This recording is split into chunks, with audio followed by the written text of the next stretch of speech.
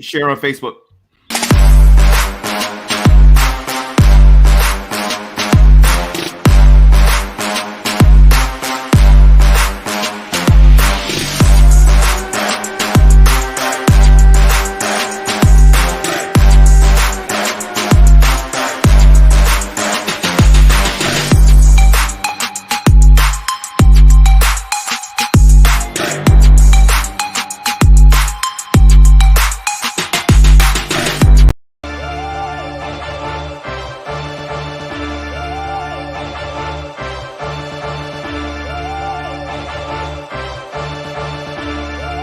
Watching a master at work.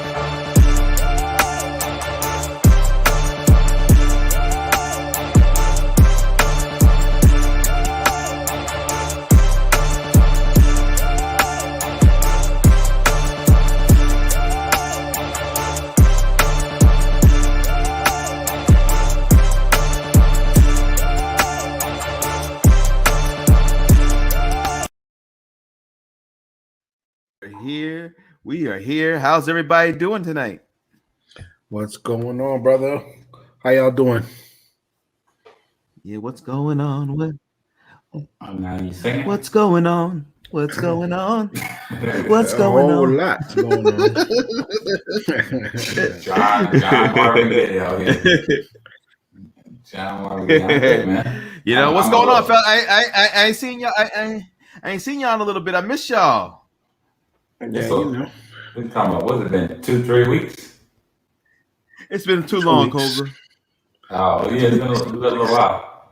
That's all right. I've been over getting COVID shots, smacking people outside. What's going on otherwise? How's that? J. Cole done dropped the album. He did drop an album. That joint got some bangers on it too. DJ Khaled dropped an album. Yeah, I think. Which one would you say is better? Yes, I haven't heard Cole's, but I'm pretty sure Cole's is better. Right. Yeah, I don't have to really even. Yeah, you were talking about the Khaled album. The first. Go ahead. What are you saying? No, I said the first 3 tracks of Cole's album is freaking bananas. Yeah, no, Cole's album is nice. I like the song "The Comeback." I'm gonna get it. I'm gonna get it as soon as we log off. I'm gonna grab that. Yeah, that dress. J. Cole is I'm waiting for your boy. I'm wondering what your boy's cooking up. Who? Kendrick. Oh man, Kendrick. For sure. Kendrick. What is for he sure? cooking up? Because this is a mixtape, J. Cole. This ain't no like real, album. But right. Yeah. How many tracks is on there, John? I think it's like 9. Brother, it's 12 tracks. It's 39 minutes. The album total length is 39 minutes, which I was like, damn, that's efficient and effective. What up, Max? What's going on, salutations, everybody? Hey, you leaning back like you got. I just had a lot of pasta and cheese and meat. I told y'all. I said, what's Max eating that at 6:30 in the afternoon? His body feels it needs to do what it needs to do, and then you follow it up with a Coca-Cola. Listen, the steamiest of burps. I hope is my microphone. Man, all right. Your microphone's fine. Listeners care about that. We don't hear about that part. Topic of the day: steamy burps. I gotta do better. Everybody out there, your health is important. Double cheeseburgers, cheesesteaks, they seem good at one part of your life, but they'll kill you slowly. I didn't have that done. Dimitri said you was out here running marathons. When last time you ran a marathon? Then COVID happened and things changed. Oh, no, you can't run? You can't run away from COVID? Listen, I had to take care of my family and their health. It was a wasteland. Someone had to find the croissants. Listen. What was that? We got the remix. That's the remix. Is John recording us? Like, was that CIA? What was that? That was crazy feedback. I don't know. Hey man. You know what else happened this week? You know what? Last week, my New York Knicks made the playoffs, baby. Hey, you know what? I gotta be honest. John is probably the most loyal Knicks No, fan. he most certainly is. He's Yeah, been a next Knicks year, fan next forever. what's his Forever. name? Because he has Mike not Lee. said he has said nothing about the Knicks for the last 27 years of our life. And now he's like, come on, Knicks. But in high school, he's all about it. You know what I mean? John Starks, all that. You don't He's all about man. it. You don't swear at all. I remember only thing you kind of adopted the Heat because the Heat obviously came to the hometown. Yeah, you live there. But besides that, man, you that's loyalty. Yeah, you've been a Knicks fan forever. But Knicks fans are loyal. Yeah, like Knicks fan, there's no Knicks fan that's just like a drive-by Knicks fan. I mean, they're like fans. You know what I mean? They're not. That's why they get mad at everything that happens. They're like, what they doing pushing Charles Oakley? What the hell going on with Charles Oakley? You're like, bro, you don't live there. Like, you're not a part of that. New Yorkers in general are mad at everything. You don't own any of the team. He's like, that new owner's trash. But he is the owner. You know what I mean? He does own the team. You see, He can do what he wants. they talking about the CDC talking about we don't need to wear masks no more if you're vaccinated. What y'all think of that? Hey, I got my 2 shots.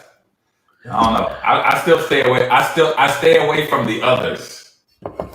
Listen, I personally, I've enjoyed not having to shake people's filthy hands. I've enjoyed not having to see, because there's a lot of ugly people out there. And COVID-19, they put a mask on 90% of the people's faces. Hey, you don't got to see everybody. COVID has been very good to ugly people. Let me tell you the trick to that though. Sometimes you're married, but when you look at somebody, look at their eyes, you're like, she got some pretty eyes. Oh, you take the mask out like, you remember the old Bugs Bunny cartoons when like it would be like the Middle Eastern woman with the thing? Right. Marry my daughter. Take the thing down. That was one of the many racist tropes of Listen, the cartoons we grew up with, my God, from Tom and Jerry. From the Sambo to the main. Listen, even Dragon Ball Z. Dragon Ball Z. Oh, see, I didn't watch Dragon Ball Z. That was yours. Oh, man. They had one character called Mr. Popo. He was black with MC Hammer pants, the biggest, reddest lips. Looked like all he needed was a watermelon. And what's his name really, Mr. Popo? Mr. Popo. And you talk like this, Goku, you better not go down there. It sounded like he was from Atlanta. Max, you can say that about Jar Jar Binks too, Max. Oh, Jar Jar Binks, he was a coon. Jar Jar. I hated Jar Jar Binks. Hey, but here's the thing. Here's the thing about Jar Jar Binks, right? Why did we naturally associate that with us? I just want to know, because it's a character that has no color, it's grayish, got big ears. They actually did like a little. They did a little kind of review. It's on Lucas. I'll try to have to research, but they were trying to go with like a colloquial sound, like kind of. They were trying to make him have a patois-esque sounding kind of vernacular. Okay. So right there, once that's your mind, once you're trying to make, the Caribbean fish people in your movie, and Misa called Jar Jar Binks, Misa like to watch Misa like to eat ban per se, and Misa like fried okra. It's like, really? Did you just Jar Jar Binks me with the most Caribbean? And it was so terrible. But anyway, and the worst thing is Lucas had a black girlfriend at the time. Who? What happened? George black Lucas, wife. Black wife at the time of Jar Jar Binks. Yeah. Why did she slap some sense of George? You better not do that, George. It's a bad idea, George. Did you make his wife Wheezy from the Jeffersons? Well, it worked with the George, so I just you made his wife Wheezy. Imagine George Lucas like George Jefferson. On another note, because I don't know if he wrote for that, but y'all heard that Paul Mooney died. Paul Mooney passed away, man. Yes. Rest in peace. I know he wrote for Good Times. He's your favorite comedian. You didn't know was your favorite comedian. I think he also wrote for Good Times, and I think it was the Jeffersons or one of those. He wrote for Red Fox. He wrote for Red Fox. He wrote for Richard Pryor. What was that variety show in the 70s? I forget the name. Richard Pryor show. He wrote for Richard Pryor. He wrote for Richard Pryor show, but there was that other show. Man, I can't remember the name. Flip Wilson. I believe he wrote with Flip Wilson as well. I don't know if he wrote specifically for it. I might be wrong. You may have to research that. But he was he was integral to a lot of the comedians that were a staple of the black comedy of that era, 60s, 70s, 80s, even into the 90s. Negrodamus on Dave Chappelle. Yeah, I think he wrote for the Dave Chappelle show too. This man was amazing. And my understanding is, towards the end of things, dementia started to affect him. You knew because you never saw him come out in public. He hasn't done comedy in ages. So you figured something to that effect. But it's sad, rest his soul. This guy was, like I said, he's your favorite comedian. What? So even mentioning that, we put that connotation on it just with this thought. We're like, it's sad. But I don't know if it's sad. You know what I mean? This person put all of these things into our community, into comedy. And this is something that we know is going to happen. It's interesting that we call it sad. You know what I mean? We know that that's going to happen. It's a part of the cycle. So, but I think I just could think because, we get attached to things. And you know what I mean? And then when that thing goes away, it's like, damn, it's gone. Attachment is lost. It's hard to say goodbye forever, man. It's hard to say goodbye forever. No matter, especially, if you believe in your ancestors, he ain't gone. He's just gone. So. Hey, John, put on that Boys to Men. It's so hard to say goodbye to yesterday. Put that on right now. It's a perfect situation. Put that Boys to Men on. We need to start naming your characters. That's Uncle Joe Johnson. Oh my goodness. Imagine. That might be the next. Maybe the next episode we're all going to be in character. All right. Uncle Joe Johnson. He had a massive heart attack. That shit hits home, bro. Wow. That shit's crazy, bro. So, wow. So the stuff that. Hey Max, can you ever give up? Max, can you give up a burger for a little bit? Nah, right? You can't hit them. I don't know, John. Can we get some cocoa butter on your forehead? I'll smack it right down.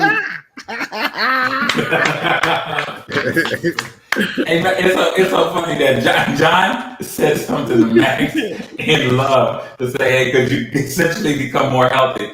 And Max said, "Wow." And Max said, "Hey, it's important to have healthy skin."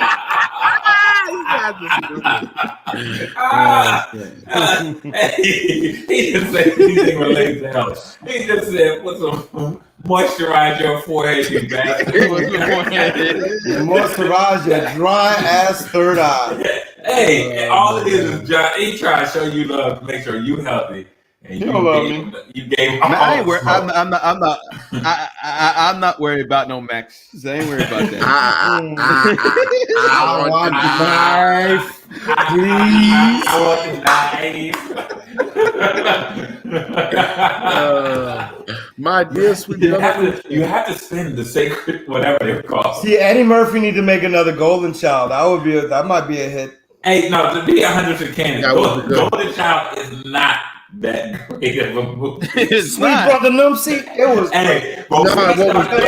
Terrible enough. Hey, think about it. Like all the movies that we think are the truth, they're not that good of movies. Like The Last Dragon is a classic. I have this DVD right out there. Is it a good movie? It's a good movie. What makes a good movie? I mean, as long as you're entertained by it. I will tell you what makes a good movie. A good storyline, character development. Eddie Arcadian's trying to take over the block, pizza shop by pizza shop, has a singer that's a ringer, tries to get in with the Kung Fu Master who has magical powers. I don't see what's wrong, Kobla. I mean, it's a typical 80s movie. It had parts of the movie that just didn't even make sense. Remember, he's like, put your hand in the tank. He's like, when Homer was trying to get out, remember when they had him? What the hell? What the hell were you doing, man? Y'all don't remember when they tied your boy up and he was trying to get out? He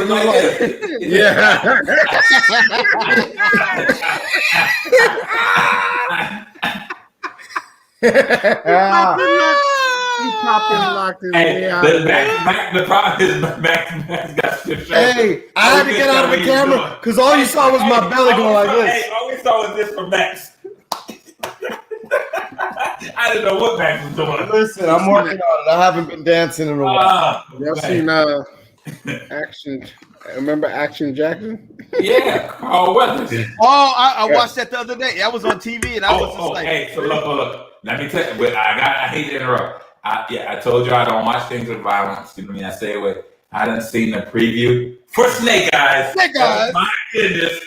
Oh my goodness. Oh, they're doing the G.I. Joe Snake Eyes, huh? They got a preview for Snake Eyes. Well, how are you gonna watch that? There's no way there's no violence in I can't that. watch it. But the preview. You mean you ain't seen Avengers or nothing? No. This is free. Oh, okay. Yeah, this is free. But that since a certain time I haven't watched anything about it. But the Snake Eyes, come on. You know, G.I. Joe. Snake Eyes ain't talking to nobody. He just whoop people. You know what I'm saying? I don't know, man. It looks good. It looks really good. Yeah. You know, I'll tell you, that first G.I. Joe movie with Marlon Wayans was absolutely terrible.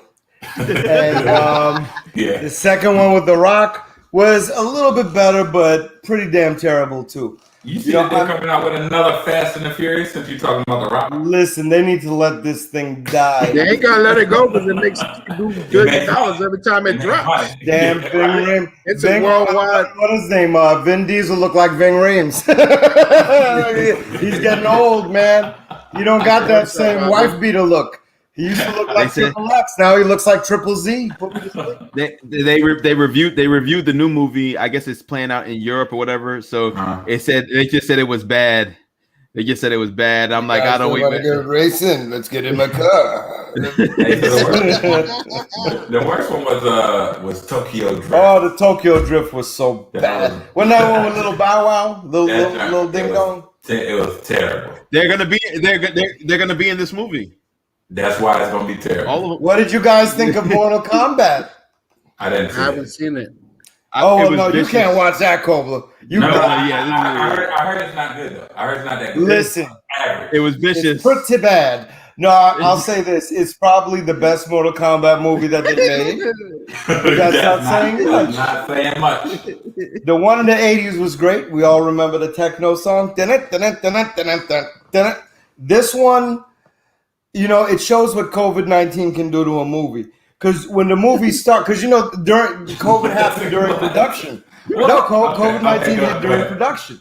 So the first 30 minutes of the movie, you're like, oh, shit, Mortal Kombat. All right, they did it. Then when you get, like, towards the middle end, you're like, oh, Sci-Fi Channel, how you doing? You're waiting for the shark to come flying in the air. It's the acting starts waning, but it's entertaining, to Dimitri's point. I was entertained. I enjoyed it. I didn't watch it twice, but some movies are you know, you don't need to get too into the acting and all that. You got more about it. Bro, when we were younger, I'm with you. Not as an adult. I will tell you this. Go ahead. What you saying? Mortal Kombat is about the action, man. You know that. It's about the action. At least Raiden was Asian. He was Asian. It's just like Commando with Arnold Schwarzenegger. We didn't care about the acting. We just wanted to see him blow up. And Commando was an excellent movie. Wasn't true.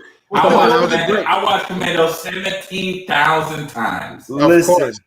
Commando. Hey, you remember when I promised I was going to do that? What are you saying? Those steel drums. To this day, if you hear steel drums, all you think about is Arnold Schwarzenegger. I have to find Jenny. Jenny's hidden somewhere here. We have to find her. Come with me in the plane. We have to go find her. This man had more guns than the army. That movie had the corniest catch line. You remember? Don't wake him. He's dead tired. Yeah, I would like to. Your arms back. Maybe you want to have an arm sale. Dimitri, that's when he's like this. That scene when he's like this. Yeah. He popped his neck back. Let off some steam, Dylan. What was it? Bennett. Let off some steam, Bennett. Hey, I'm gonna kill you, John. That movie, listen, the 80s, the thing that people don't appreciate, it's like playing an old video game. If you play an old video game, you think it's going to feel the same that it did in 87. It's not. The graphics are terrible. The controller doesn't move the same. You're used to all kinds of 3D physics. No. Have you played Nintendo like recently in the last couple of years? Because you know they got the little Nintendo. Have you played it? I haven't played it, but I know I have. Whenever I try to play those old games, you don't get that old feeling no more. So Max, was it you that had the NEX? That had the 3DO. The 3DO? Me and Max. One of y'all had Panasonic We're 3D Shockwave. the only people in the whole world that bought that console. We were the only brothers in We're America. the only people in the world but We that tried to get other console. motherfuckers to buy it. Nobody That wanted only to had 2 games. That thing had 2 games, but that Shockwave was okay. Shockwave was the truth. Everything else was terrible. Hey, but John, we would go over there and you try to play the game and only Max and Dimitri were good. Like, how are we supposed to do anything? Like, come on, man, you gotta do it like this. I don't know. I've never seen anything like this. What's the controller? I don't know what this is. Yo, Kobla, was I with you with Dimitri when Dimitri bought his 3DO and we went in the store that's over in like Aventura? We were in line and Dimitri went inside and got the box and he came out. He was like, I got it. And he gets home like, I don't remember. It's the only game I got though. Yeah, it's crazy. They never made I might have been with you. They made like 3 games for that whole console, bro. That was the biggest. Somebody was like, but you know what? It was revolutionary as far as the technology that it had, but they will just stop right there. They were like, great technology, no game. 3 games and we're done. And we're done. Oh my gosh. There's an interesting documentary on the gaming systems and how they were competing to create games and content. Sega versus we have Nintendo. our our first guest. Oh, okay. Yes. All right, we have our first guest tonight. Look who's in the house. Yes, That's like a long lost superstar. Oh, Look at this guy. Can I get your autograph? Oh my God, what a blast from the prize has. What's up, brother? Everything's good, man. I want to say something sweet to you, bro, but I don't want you to, Hey, man, shalom l'chaim, bro. I love my brother, man. It's good to see you, dude. You gonna tell me to put cocoa butter on my cheeks? Oh, let's get the moisturized. You look great. Look at this man's skin. He's glowing. He look like he been at the beach. Look, he got the map behind him, matches the shirt. of the world. And from the first guest we had that's color coordinated with his background. He said, I'm more than blue. It's my debut. That match my back. That match my painting over here. I'm about to put the same blue on today. Kill him with it. Kobla got that background looking like Jar Jar Binks.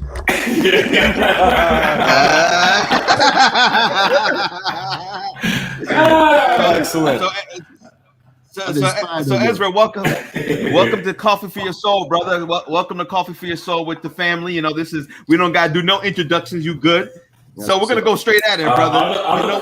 Other people might not know who he is. Oh, we got you. All right, we're into this one. All right. So everybody, welcome the man, the myth, the legend, known as Ezra Lenches. You know, he is the man. You know, he's here to talk to us tonight on a specific topic. He wanted to pop in and drop some knowledge to all of us. And it's a situation going on in Palestine right now, my brother. And I know your heritage, and I know where you lie, and I want to hear your thoughts and perspective from that situation right now. So jump right in, my brother. Yeah, I appreciate it. I've been following Coffee for Your Soul for since day one, and I'm happy to have the opportunity to weigh in on a topic, especially with some smart-minded folks like y'all, some old school blood. But I'm just coming at it. I'm no Middle East scholar or anything like this. I'm coming at it strictly from what I consider a common sense perspective. I'm sure we can have a debate on what that common sense is. But I just look at, as far as this last week. I mean, we could go digging through the history and chop up all kind of centuries worth of information. But I think if we tailor it just to this recent events within the last 10 days, we hopefully can find some common ground on what's going on here. Realistically, I find no reason to fire thousands of rockets indiscriminately at civilian populations. Some of which land within their own territories. Some of those rockets that they fired from Gaza did not leave Gaza. And I think Israel does extraordinary. I don't want to say extraordinary. I think Israel does go out of their way to try to reduce the civilian casualties when they have to drop bombs by, they have a knock-knock bomb, which they drop on the roof of these buildings that they're about to to demolish, and they drop the flyers and they're calling the residents of these buildings and everything like this, giving them ample time to leave the building. And then they destroy the building. Obviously, that's no good. You know, nobody wants their condo to be destroyed and all these people homeless. But I think the responsibility does not lie on people responding to the attack. I think the responsibility lies on the government that's responsible for managing that population, which was the elected Hamas organization. Ed, let me ask you a quick question. Yeah. Like it was like for a good while. I mean, obviously there's always a little conflicts here and there that don't really make the news. But do you know what like made this become like almost like a story all of a sudden again? Like, what was the catalyst for this particular series of bombings and conflict? Like, do you know what started this particular? Yeah, so I got my what I've received information wise, and then I have my theories, you know, which kind of blend that together. This particular incident, Israel has an annual day of a United Jerusalem, and what they were doing is they were celebrating this annual United Jerusalem Day in Israel. And, you know, it falls within line with Ramadan and everything like this. And, you know, there's certain schedules and stuff like this that conflict. You know, people don't like United Jerusalem under Israeli control.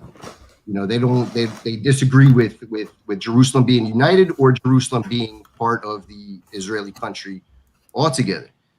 Me personally, I feel that this kicked off solely based on American politics, man. I mean, it was quiet for the last few years because, you know, whether you like him or not, man, Donald Trump said Middle East problems is Middle East problems. Those two communities need to resolve their issues. The Israelis and the Palestinians need to resolve conflict. You bring in outside people to come and weigh in on your home issues, you're never going to get a resolution. That's why we haven't had one in the last 6 attempts of a peace agreement. So Ezra, quick question. Let me jump in real quick. So Ezra, question. So you did mention that, you know, you feel like American politics are, you know, influence. And of course, when you get into that region of the world, American politics are always somewhere or another around the corner. But there is also, you have to also acknowledge that Netanyahu, his regime, his administration, he's been wrought with issues. I mean, from allegations of corruption to just problems, you know, getting his Likud party together. And a lot of people, you know, kind of see through the same vein as you're saying, but otherwise to say that a lot of this kind of what America does when there's a lot of political issues going on, we start wars and conflicts to take attention away from those problems. So I wanted to know what your thoughts were with that. And then additionally, Ezra, because, you know, I know you're intimate with it. We're brothers. We've known each other since a long time. And you know, I've always respected your opinion. For you. But along with the question on Benjamin Netanyahu's politics, what do you think? What's your mindset on the issue with the settlements that have been expanding into Gaza? Because I think that's the elephant in the room. I think there's a lot of confusion there. There's a lot of history there. There's a lot of good, the bad, and the ugly. But I think a lot of what has been stemming recently is it's kind of hard to take it apart away from the settlement buildings that are happening. Yeah. So just kind of wanted for you to touch on that. And Kobla, please. Yeah. So I'm just going on some information from Amnesty International. So it said Israel demolished 848 Palestinian residential and livelihood structures in the occupied West Bank, including East Jerusalem, displaced 996 people. According to the UN Office for the Coordination of Humanitarian Affairs, Israeli authorities said many of the demolished buildings lack Israeli-issued permits, which are virtually impossible for Palestinians to obtain or were in closed military zones. The law of occupation prohibits such destruction unless necessary for military operations. So that's just a line. And just to piggyback off of what Max was saying, you know what I mean? I am clear that unless you're on the ground in certain said places, the information that we receive is typically tainted or tinted in some form or fashion. Absolutely. What I do know is, what I know in the past is that in the past we give Israel more money than all other nations combined in regards to aid. And then I also know that we typically lean on the side of giving them a lot of military firepower, a lot. And that has to do with the dynamics of the region as well. And then just the last thing to piggyback on Max's point is, though it was quiet, we had said that Hamas was a terrorist organization and Trump was siding on the side of Netanyahu. So it's similar. If you look at it from one perspective, you could say, also a quote unquote bully, if you want to call Trump that, was on the side of someone else who has this massive power, who's leaning on another group to say, yeah, you can't do nothing because I got this support, we have this money, we have this military. I don't know that to be true. This is just me putting pieces to the puzzle. Sure. So maybe passing that over to you. So we need you to solve the Middle East crisis, Ezra. Yeah, if you can't solve it, I don't know why you're here. You know what I mean? Because clearly, hundreds of years, they haven't been able to solve it. But with This guy's got it. But we think you might have it. So you let us know. Just give me like 22 minutes and we'll get this thing out. Peace. That's right. Yeah. So I mean, there's a lot to unpack there. You know what I'm saying? So let me just I'm gonna try to hit it in order that it was delivered, and then you let me know if I'm missing anything. So before you say anything, is that a fish tank in your hallway? Oh, with the Israeli star in the back. Those are some Goyim fish. Hey, I told you. Hey, everything about Ezra is Are those matching. gefilte fish? Everything's matching. Let me stop. All right, go back. All right, go ahead. I come on here to be hated on. Is that what's going on? I love you, brother. You kidding me? I'm celebrating you. Hey, honestly, that's kind of fire. Yeah, Like I was not expecting the fish taking the wall. I got it. Ezra's a very interior decorator, right? Look, man, I'm trying to be subtle. I'm trying to be subtle. You think this is a convenient location for me to have a video chat right here? It's beautiful. So check it. I mean, in regards to the settlements, there was one point you talked about before the settlements, but I'm not necessarily sure what that was. But in regard to the settlements, the majority of settlements now are being held like Kobla just talked about, are being built within, and I say settlements because I mean this is disputed territory within the West Bank, beyond the green line. Gaza was completely withdrawn in 2005. I mean, you're talking like 8,000 settlements. And settlements are communities. They're not necessarily like a house. It's a community of homes.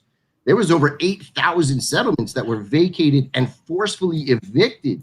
The Israeli government forcefully evicted Jewish residents from Gaza to give that over to the Palestinian people as an attempt for their statehood. And what they did is they elected a Hamas organization, which everybody other than the UN considers a terrorist organization. When it comes to the funding, and again, I mean, I'm gonna bounce around, just trying to hit the different topics you guys were throwing out. When it comes to the funding, I mean, thank God America funds Israel as much as they do, because those over 3,000, I think we're up to 4,000 rockets in 10 days. And that's just this month. I mean, we're not going back all the other years, but 90% of those rockets were shot down by the Iron Dome, which was funded by America. Can you imagine? I turn on the news and we have a casualty count in this country. That's how you decide if it's a fair war, based on how many people die on each side. Can you imagine the amount of casualties would have been held on the Israeli side with thousands of rockets being shot at preschools and highways and everything? I mean, these rockets are just thrown out and they land wherever they land.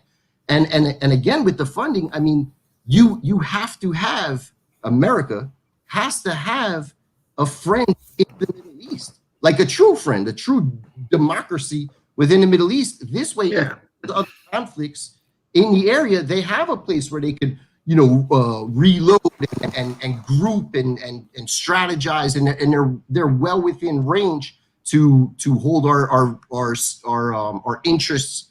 They're in range to respond to our interests in the area. I mean, you have to have that. If you have a world where there's no crossing of borders and there's no friends, and you can't give equally to the Palestinians that you give to the Israelis. It's just not possible. You know, Yasser Arafat, who was the leader of the PLO, he died, you know, a while back, but he was the leader of the PLO. He was like the go-to guy for the Palestinian cause. Now it's all fractured. You got Hamas in Gaza and you got Fatah in the West Bank. You know, they're fractured themselves. But when the world donations are coming to Palestinian territories, which they still are, you got to look at how that money is being spent. They have professionally built tunnels all within their territories that are made of these building materials that they could have used to develop their infrastructure and to reinforce their housing and everything else, but they chose to use that as an underground network for terror. I mean, there's only one reason why they did that. And when we talk about these thousands of rockets being fired over, this wasn't a spontaneous event. I mean, these were planned rockets. I mean, they were stationed somewhere. It's not just mortars where somebody could take out of a backpack and fire off a mortar and they keep moving with their day. I mean, these are stationed, and they're stationed within civilian populations. And according to humanitarian to humanitarian law, and I mean, anything that you use as a base, as a firing point for acts of war, that's considered a military target. You know, that's why. And Ezra, I definitely I appreciate that perspective. You know, what I would add to that, or I guess counter with, is, you know, when you look at the casualty count, and no one wants to think about anybody who dies on either side of I mean, death is death, and war is terror for anybody. War is terror in general, because no matter what, there's going to be that cloud where the innocent die. Absolutely. But, you know, I think I know there's probably several dozen or a dozen people on the Israeli side had passed versus, you know, the casualty count obviously on the Palestinian side is higher. What do you think? Only women and children, if you notice. It's only women, children, and the elderly that die all of a sudden. Well, I'm sure there's more than that, but what do you say to what appears, at least to me, the disproportionality of the response to Hamas? Because to your point, if you know, the whole human shield thing makes it very muddy, right? You know, for instance, they knocked down the tower where the Associated Press and Al Jazeera was locaed. You know, my personal 3 floors of that building, by the way, Hamas had 3 floors of that building. Well, here's the thing to that. Mm-hmm. Transparency. You know, they had one of these generals from the Israeli Defense Force speaking, and, you know, obviously it's in utero. You can't really say too much because it's a military operation. He can't give away too much, but there's not, in my opinion, I don't think there's a lot of transparency, because on the U.S. side of things, we're very supportive of Israel. We're biased. Yeah, we're biased. We're biased. I'm going to say it because, you know, unfortunately, any critique on Israel, good, bad, ugly, right, wrong, or indifferent, any critique on Israel, more often than not, is you're walking a very eggshell step to where you're going to be considered being anti-Semitic, being against the Jewish people. And I think, and the thing is, even in Israel, you do have voices. You have absolutely voices who are supportive of the Likud party, what the right-wing party in Israel, what they're doing to defend the Jewish people, which I'm not against at all. But you also have a vocal minority, and some would say more than just a minority, like it's getting bigger, of people who don't want to continue on this path. Because I think of, you know, you bring back Yasser Arafat, right, from the PLO. I think of Yitzhak Rabin, right? Yitzhak Rabin was probably the closest we ever came to really touching that two-state solution. He was, more than any other Israeli leader, I feel like Yitzhak really, you felt that there was something that might have happened there. And what happened to him? He was assassinated by a right-wing Israeli, one of his own. And I think from that period on, the fruition and even the imagination for a two-state solution, that's when it really started to falter. So, you know, from your perspective, and, you know, outside of our, you know, of course, you're linked to the land and you're linked to the situation. What is it all for naught? Is the two-state solution just at this point a fantasy, or how do we get to where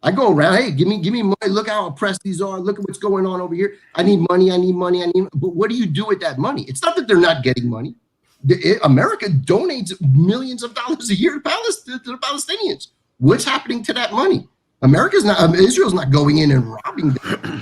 But Max, let me please, step in. I think it's important to understand. Once war begins, there's no rules. I know that's period. Once the war begins, there's no rules. Whoever has the strongest military does what they want with the opposition. That's a fact. That's war. But we have to ask ourselves this: why is there war? You know what I'm saying? If we don't ask that fundamental question, why is there war, then we can talk about it being injustice, that women and children are dying or civilians are dying. Everyone knows that is war. Don't matter what nation goes to war, that's going to happen. And again, I don't fault Israel for being the more powerful out of the two. That's what it is. But my question is, if you go back 100 years, 120 years, there was no state of Israel. You understand? So before that, Not that far, but yeah. Exactly. You don't have to go that far. But I'm trying to go as ancient as you know as possible without going too far back. You know what I'm saying? But 1948. yeah, that's when the state of Israel became something, proclaimed it's in the as its state and was recognized. But if you look at the map of the area before that, it was not Israel's land. You know what I'm saying? So when you say that they don't want to accept the land, give it to them, it's almost like saying we're giving you back what was taken. But that's what the fight's over, right? If they say, hey, I want Sunrise, Florida, and you say, okay, you can have 90% of Sunrise, Florida, and you're like, no, never mind. And it's like, yeah, but it's almost like I come to your house and be like, you can have the upstairs room. If that's my house, I'm gonna say, hey, bro, what do you mean I can have the upstairs? This is my house. Like, you're not gonna tell me I can have my room. Like, I want my house back. That's you got to look at it on that side also. You know what I'm saying? So when we speak of that conflict, we have to speak of people who have been displaced historically, and it's sanctioned by the most powerful government in the world, being us. Our most powerful military backed it. And Israel could not and would not have become Israel without the backing of the United States. So this is why we have this conflict as it is now. Now, now that Israel has been established, and it is a powerhouse, and it is a strategical location in the Middle East that obviously our nation needs, it's always gonna. I don't see the Palestinians winning this battle because they're not powerful enough to do so. They're not powerful. They have to fight like militias versus a strategic airstrike, because they don't have strategic airstrike. You feel what I'm saying? Yeah. So I mean, when we talk about power in the region, right? We look at Israel as this big, mighty, powerful nation. I mean, the country is like the size of Delaware. You know what I'm saying? I mean, it's ridiculously small. When I was in Israel and you look, I could see from one side of the green line all the way to the sea. I could see the width of a country with my bare eyes. I mean, it's not even long enough to bend over the horizon. And power in numbers. I mean, there are 22 Arab nations in that region, all fighting against something the state of Delaware. You have to be powerful. You have to might. You have to, and realistically, Israel fights with their minds, man. That's why they have these creations with the iron domes and stuff like this. During the Gulf War, when America invaded Kuwait to get Saddam Hussein out of Kuwait, to kick him out of Kuwait, what was Saddam Hussein's response? He knew he couldn't fight against America, so he sent Scud missiles. The Scud missiles, yeah, I remember. What was that? And everybody tells Israel, oh, just restrain yourself. Restrain yourself. We're going to give you the Patriot missile to shoot down missiles. So all Israel does is they're sitting in defense on their heels at all times, playing defense and the world telling them to restrain themselves. No, it's complicated and layered as an onion. You know, it's because I have family who are Israeli Haitian. I mean, that exists. And I love them through and through. And, you know, they have their family back in Israel as well. And it's common because I also have family who were Middle Eastern. And you know, look at the issue with the Palestinians, you know, personally. Now, frankly, I think I've only met one Palestinian in my life. It happened to be at a mosque here in Atlanta. And I was amazed because, like, I've never met that many Palestinians. I've met Iraqis, I've met Iranians, I've met Pakistanis all day, Bengalis, you know, but Palestinians not so much. And, you know, I think what happens is when you don't see a people and when you don't talk about the issues or talk about it, then this whole situation gets framed by the media. And as we know, media is always about perspective and where it's coming from. And my thing is, I 100% agree that Israel has every right to defend itself. People are sending bombs in civilian areas. In the past, I mean, I'm talking terrorist acts, blowing themselves up on buses, killing kids. My God, I'll destroy you if that was my family. So, like, I can't sit here and be a normal person and not appreciate these Israelis. And Israeli, I mean, like you said, when the war happened back in, I think it was the 60s, when all of these Arab nations came together and Israel fought them off and won. Like, you got to respect that. They stood their ground and they made themselves a nation and they showed that they would defend themselves. But now my mind is the Israeli government infallible? Is there nothing they're doing wrong that can also, you know, it's complicated. But I think not being able to critique and talk about it, like from everything from, you know, talking about boycott, divest, whether you think that's a right idea or not. But, you know, you have a lot of state governments that people are getting fired from their jobs for having that opinion on things. And is that American? You know, so it's like, I think we have to be able to speak to it because it's such a muddled issue. It's so foggy. And unless you're from the region and know somebody from there and know your history on it and are honest about the history on it, and want to speak towards that history, you can't get to the future. So, you know, and I'm probably but Max, how do you solve an issue where, again, if the Indians, if the Native Americans of North America found some way to become the most powerful military in North America, don't you think that they would come and get and basically take their nation back? So that's to say the Palestinians, if given the chance and given the power, are absolutely going to wipe Israel off to the sea. That's and what I'm as trying Ezra to say. saying, Like, it's in their charter. They need to change that shit. Frankly, they're not going to change it because they're warriors to the death. But that at this point, it's not about. Well, Israel ain't going nowhere, you know. So that's at the this rub. point, it's not about who's honestly. It's not about who's right or who's wrong because the world already allowed Israel to start a nation and recognized it as so. You can't reverse that. Done deal. However,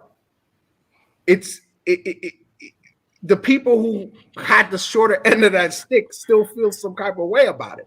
And if you look at the map, it seems like it gets smaller and smaller. It's smaller and smaller. They get a little bit more territory. Even the people right now who are being evicted out of their homes. That's it right there, D. That's the settlement. What I'm saying, I think that's the hot button right now. The state of Israel keeps on moving into their territory closer and closer. And we all know one thing, bro. We all know another thing. What makes this so complicated is religion, period. Point blank. Everybody thinks their God is coming back to this place. Everybody. Muslims, the Christians, if you believe in a God, you believe they're coming back in there.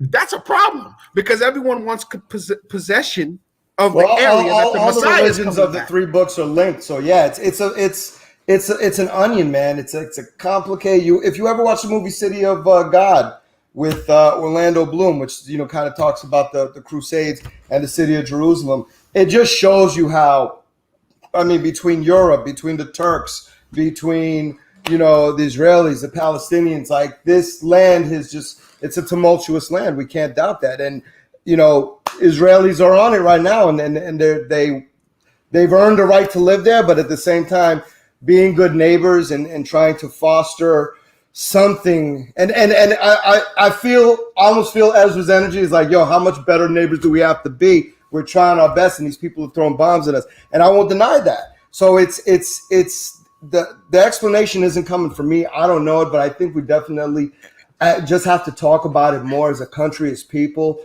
as friends of Israel and friends of the downtown. At the very least, the land that is considered occupied on the Palestinian side. They think their land is occupied.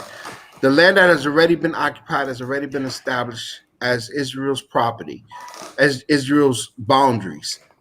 I think that land should no longer be allowed to expand in order to keep any inkling of peace. If they keep on allowing it to expand and expand and expand, one building, 1 inch, 1 yard at a time, we're going to continue to have this until the Palestinians, unfortunately, lose everything because they can't win that war. You know what I'm saying?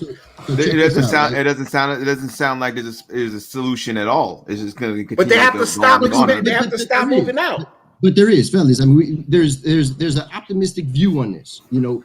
Unfortunately, every time you hear the word Palestinian, it comes with a suffrage definition coming behind it. It comes with some terrible thing that happened to them. We have to stop getting reports about Palestinian people as being oppressed in some way or another. It's about what you contribute to the world. If you're only contributing violence, or that's all that's being shared, is you contributing violence because of something. Max said it right. The settlements, that's just the topic of the day. Before the settlements, it was Jerusalem. Before Jerusalem, it was Gaza. Gaza is Egypt territory. The West Bank is Jordan territory. The Golan is Syrian territory. These countries aren't looking for it back. These countries aren't saying, "Hey, give me my region back," because this is what happens when you go to war. When you talk about, Max, when you say you feel my energy, how much more can Israel do with their neighbors that are attacking them?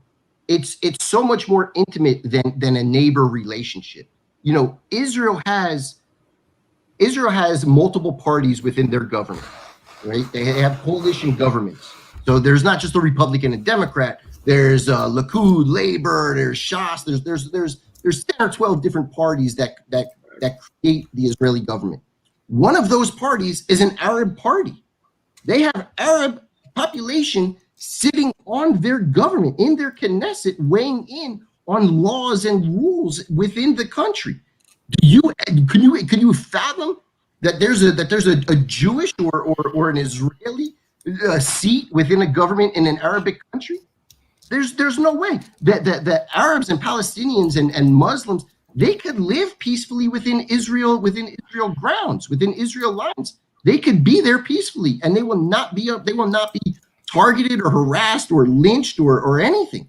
If you flip those roles and you put Jews living in Palestinian territories or Palestinian communities, that's a death sentence for these people. That's why these settlements have to be armed guard. That's why you have to have these walls around these settlements to protect these families, because you can't live peacefully. They can't live peacefully amongst us. There are Palestinians that live in Israel that have Israeli citizenship, that obey Israeli laws, that don't have all the checkpoints and all the issues that you hear about in Gaza. But as I've yet to hear you address the main point. Is, do you feel that any of that land was taken from the Palestinians unjustly? We can't say we took it, so now it's ours because we were stronger. Is it or is it not unjust to come and claim land because you are more powerful and say that it's yours now? And if so, the people who are suffering the shorter end of that stick and getting their land occupied, do they have a legitimate right to fight until they see their land back? Like, do you understand that part, or do you feel that no, this land always belonged to us and we just had an opportunity to come back to it? Is that your position? Ezra, or do you? Yeah, before you answer that question, Ezra, just to piggyback on what Dimitri is saying, and this is just, I'm just going off the psychology of people. So typically you have anger, aggression, fear, etc. when you have unmet needs. That's everybody across the board, right? So I'm just going to give you this. This is just an article that says 5 unmet needs that may cause psychological issues in adulthood. The 5 needs are security, approval, control, validation, and unmet love. When Dimitri's making his point, and you make your point, I hear it, but I also hear there's a group of people that have an unmet need, and until that need is met, they will have fear and anger and aggression. If you feel like you have no control, at some point in time, it's going to cause an issue. If you feel like you don't have security, at some point in time, it's going to cause an issue. So, just piggybacking off of what Dimitri's saying, not saying one side is right or wrong, but clearly there are factions of people in this mix that feel that they have an unmet need, and that need hasn't been resolved ever. Yeah, no, that's a fantastic point. The issue is who provides that security? Who provides that validation? It's supposed to be up to neighboring communities to provide that validation to you. It's the government that controls those people. No, that could be true, but someone could also make the argument. They could say, well, from the Israel point of view, they could say the United States gave you that to provide that security for you. No.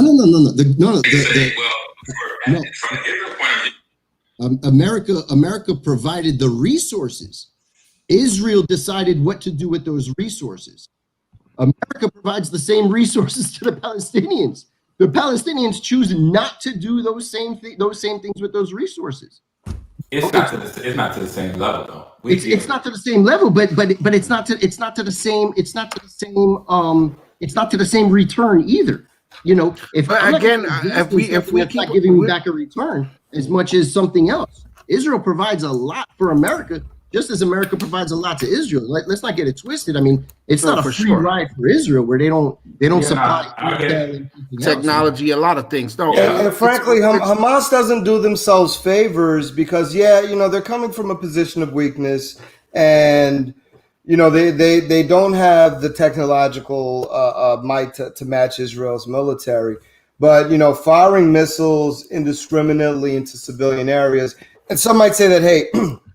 Israel does the same thing, even with the knock, the warnings firsthand. They're still destroying civilian areas. There are civilians dying on the Palestinian side without question, and there definitely are civilians dying on the Israeli side, albeit far less, and that's good. No one should be dying, but Hamas doesn't do itself any favors, and unfortunately that term terrorist, and I'm not minimizing Hamas's definite terrible acts. I mean, they don't even come into question. There's no debating whether or not Hamas is absolutely responsible for acts that would be considered genuine terrorism.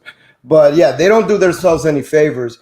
And I think, the other elephant in the room is Israel does control that whole area. So even though you do have the Palestinian government, and I won't speak here like I'm a professional and know everything about the intricacies of how the two governments work, whereas the Palestinian Authority have an authority within the Gaza and West Bank area, which is basically controlled and monitored and supervised by Israel on a whole. So there, people make comments. It's the largest open air prison, apartheid. I think there's reality to that impression of what Palestine is, but there's also a lot of nuance to it too. And I always try to look at it from both sides, and rather than just bicker back and forth about who's right, who's wrong, who's there, it's really, I think it's incumbent upon, my opinion, Israel.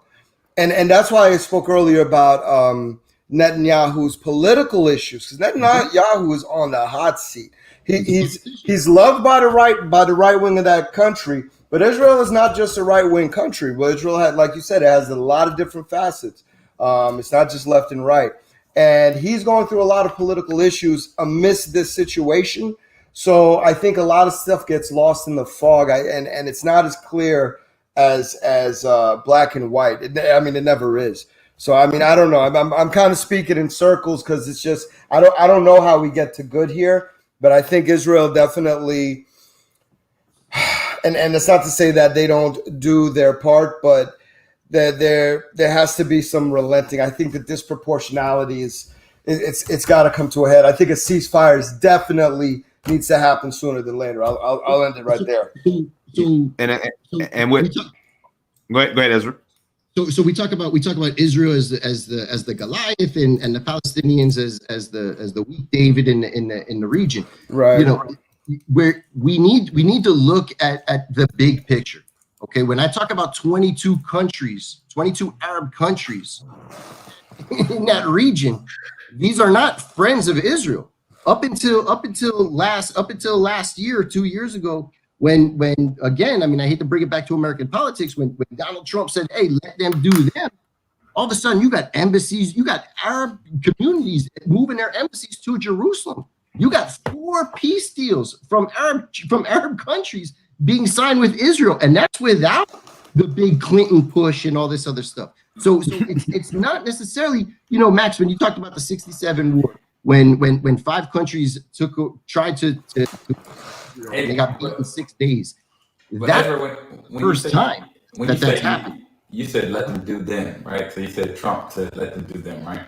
But Trump, yeah, exactly. Stay out of the good. Trump, but he was not. Let's be clear, man. When the United States does anything, there's a front, and then there's stuff that happens in the background. So let's not say that he wasn't partying with Netanyahu and those movements of the embassy and all that. I mean, those were things, you know what I mean, he was doing to embolden might not be the correct word, but to empower Israel. So, you know what I mean, it's not like his moves were just and then some can say, which I've read an article that recently said, that those moves that he made were just a lead up to this. They, you know what I mean? They are some of the reasons why this happened currently. Because Biden ain't been in office but for 100 days, so he couldn't have caused a conflict. This is Biden. Yeah. Something right. So I'm just saying there was a reason. There was a buildup. We may not know the buildup and understand the dynamics of the buildup. There most certainly was a buildup because at some point in time, somebody was like, "Hey, I'm not either side. Hey, we ain't doing this no more. Whatever we was doing, we're not doing that no more." And then it's like back to business as usual. No, but the reason why I keep bringing in American politics is because Obama was no friend of Israel. I mean, you know, he could play that game and he could write that check and maintain that basic level of support that his pressure that his base pressures him to. But he was no friend of Israel. And he signed the Iranian deal and everything like this, giving all this money back to Iran, that money is going into funding terror, into funding bad acts in the region. When Trump came in, Trump destroyed that. Okay, and that's when everything got quiet all of a sudden because. But it was quiet. There was no fight when last time there was a conflict in the region was what year? It wasn't during Trump's reign. No, I know.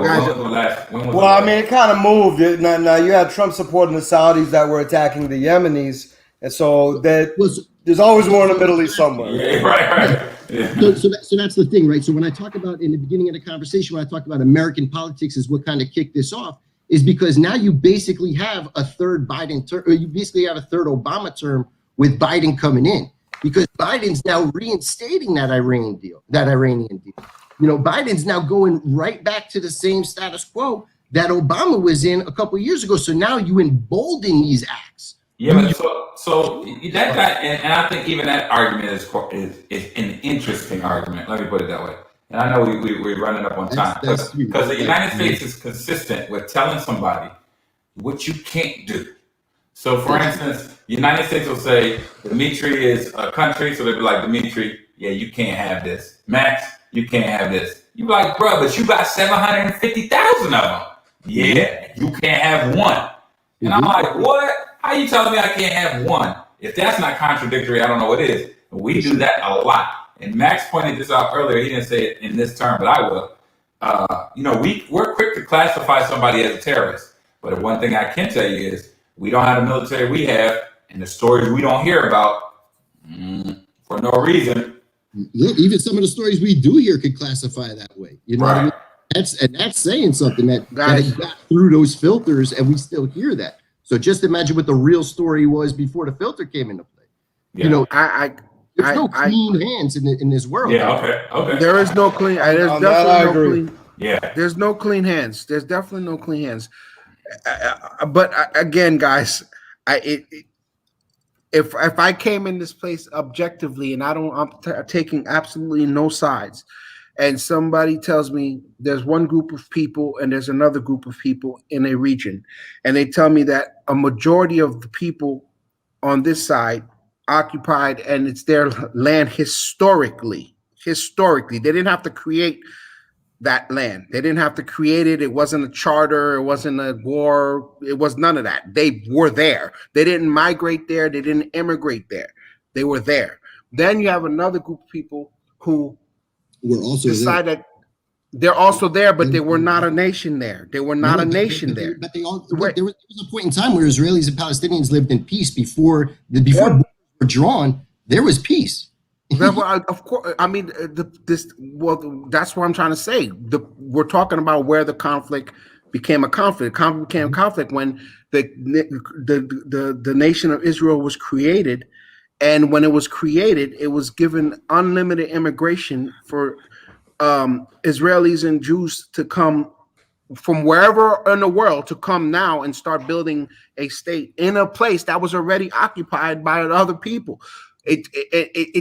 That part to me, until we address that was wrong, we will never be able to fix the situation. You can't come just because you have more power to come another place and take it over. Again, that's the way of the world, but the way of the world is wrong. That's what I'm saying. When you say there are no clean hands in the world, there are none, because we all go and take and take what we can when we have the most powerful.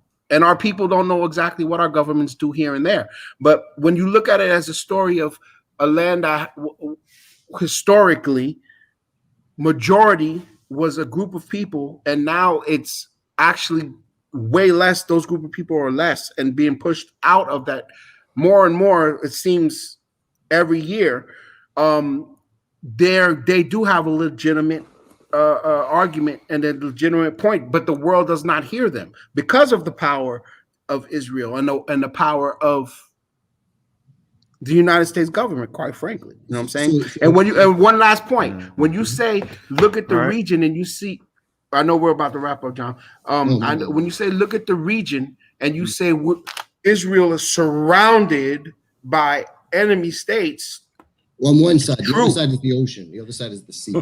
Okay, well, they're in the corner. They're backed in, pretty much, right? So when you look at that, the question is, how is that possible? If they had to have come into a hornet's nest to be in that hornet's nest. They weren't always. But Dimitri, that's what I'm saying is they were always there. It's not like not as a nation. Again, not as a nation. But again, with a military and power to tell people you can't come here and you can't come there and you can't come here. This is what was grown from a seed. When Israel was decided to be a nation and borders were drawn, they didn't have a military. They didn't have anything. As a matter of fact, they had to draw. How do you decide that you're going to draw borders in a place that already has its borders? The British drew. This is what I'm trying to say. But again, because look, the Turks owned it. The Ottoman Empire owned that region. Then the British came in. They took over a nice chunk of what we consider Israel and the West Bank and everything today. Okay. And when the British they had a whole I don't know, a power meeting where they're collecting on the mines and they're trying to figure out what the root cause of these issues are. And they decide, okay, we're gonna split the territory. This territory is here. This territory is there. Okay, 80% of the territory was assigned to Palestinian population. They rejected. Israel said, "Okay, we'll take the 20%." The Palestinians rejected that whole design. So, so why? I don't know why. I don't have an answer. So that's the thing, right? It's just like India and Pakistan. You have a disputed Kashmir. In Israel, you have a disputed Jerusalem. Right, and it's funny about that, but that's typically so. Dimitri said you got religion, which is involved. In India and Pakistan, you know that argument is essentially over water.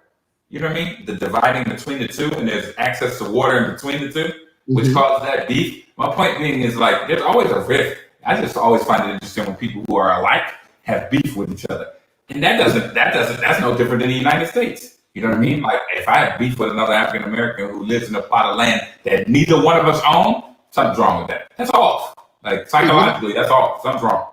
Let me just make one more point, okay? When it comes to Jerusalem, because Jerusalem's a hot topic, and that's always been a hot topic. It's not just the current speak of the day.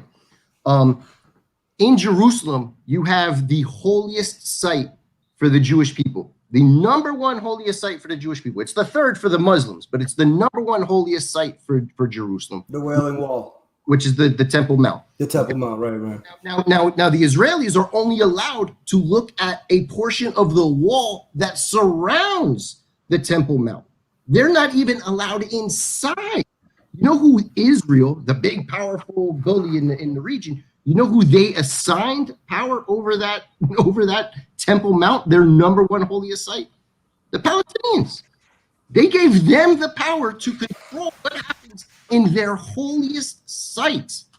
I mean, I don't know how much more, I know Max felt my frustration earlier, you know what I mean? But they go out of their way above and beyond because all they get is world pressure. Right. You have to do this. And if you don't, we're not giving you this check to fund your Iron Dome missiles. That protecting your citizens. It's mad complicated because listen, as a person of color, I'm always about the downtrodden. I'll be remiss if I can't say that the Palestinians, they're looking downtrodden as fuck to me. Same time, I appreciate and understand the Israeli and the Jewish situation. The Holocaust was real. Terror was real. To me, it's just a displaced people who were the, victims of ethnic cleansing. Now, the world is painting the picture that Israel is doing the same thing to the Palestinians. Is it as clear as that? I don't think so. And like you said, there's a lot of back and forth.